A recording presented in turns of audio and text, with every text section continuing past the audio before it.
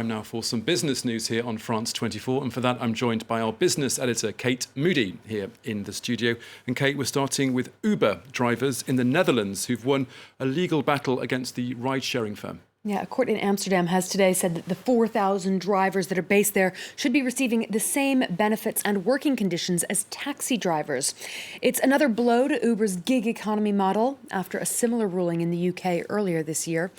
Uber plans to appeal the decision, as Ellen Gainsford reports. It's another setback for Uber. A group of Dutch drivers took the company to court, demanding the same rights as taxi drivers. Under local labour laws, the judge ruled that there is an employer-employee relationship. Omdat er sprake is van een gezagsverhouding, dat is de beslissing van de rechtbank. En dat zit in een aantal elementen. De chauffeurs moeten de algemene voorwaarden van Uber accepteren, ook als die eenzijdig worden aangepast. Uber bepaalt de prijzen, de ritprijzen. En Uber kan ook onder omstandigheden chauffeurs van het platform weer verwijderen, bijvoorbeeld als ze slechte ratings hebben. Uber insists it simply provides a technical platform linking independent drivers and customers, a business model that means it avoids paying costly benefits, including paid holidays, health insurance and pension contributions. Some Dutch drivers could now receive a significant amount of back pay. Het is een hele belangrijke uitspraak voor de chauffeurs. Het betekent dat ze een eerlijke beloning krijgen voor het werk wat ze hebben verricht in de afgelopen 5 jaar, dus ook met terugwerkende kracht. Dat kan wel een vergoeding betekenen van meer dan honderden euro's per maand. Uber says it's disappointed with the decision and has no plans to employ drivers in the Netherlands. The company says it will appeal the ruling. In February, the UK's Supreme Court ruled that drivers should be classed as workers, with access to the minimum wage and paid holidays, while Spain is also considering legislation that would give Uber drivers more rights. The United Kingdom has cancelled a deal to buy 100 million doses of a potential COVID vaccine that's being developed by the French-Austrian lab Valneva. The biotech firm has strenuously denied allegations by the British government that it breached its obligations under the supply contract. In August, it said its vaccine appeared 80% effective. It was moving forward into a phase 3 trial and was hoping for approval by the end of this year.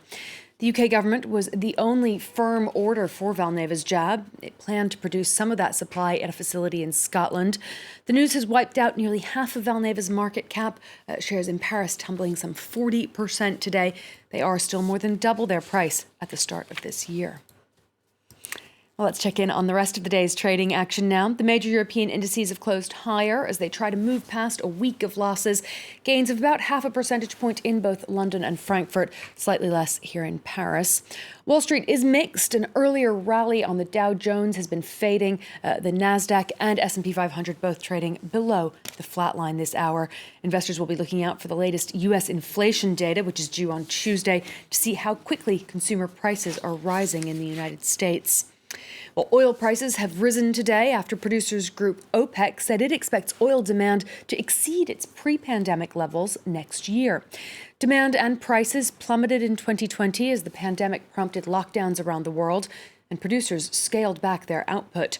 OPEC has since started pumping more. The group trimmed its forecast for oil demand for the end of this year because of the Delta variant of COVID-19, but said it expects a return to pre-pandemic economic activity and mobility in 2022. Moving on to some of the day's other business headlines now. The world's third largest container carrier has said it will cap its rates for the next 5 months. France's CMA CGM said it was prioritizing its long-term relationship with customers as the high cost of shipping continues to cause problems across global supply chains. U.S. freight rates in August increased a record 27% compared to a year earlier. More than 100 investors at the Chinese property developer Evergrande protested at its headquarters on Monday, demanding repayment of loans and financial products. The firm has denied reports it's facing bankruptcy. Its liabilities are thought, though, to have topped some $300 billion, and it was downgraded by 2 credit rating agencies last week. And shares of Chinese e-commerce giant Alibaba fell as much as 4% in Hong Kong today after the Financial Times reported that Beijing is seeking to break up Alipay, the hugely popular payments app, which is run by its affiliate, the Ant Group. The paper says that regulators are asking the company to turn over user data to a new joint venture, which will be partly owned by the Chinese state. Tom, all of this coming in the context of a broader crackdown in China on the tech industry, on tech billionaires, and on the Alibaba Group in particular. OK, Kate Moody with Business News. Thank you very much.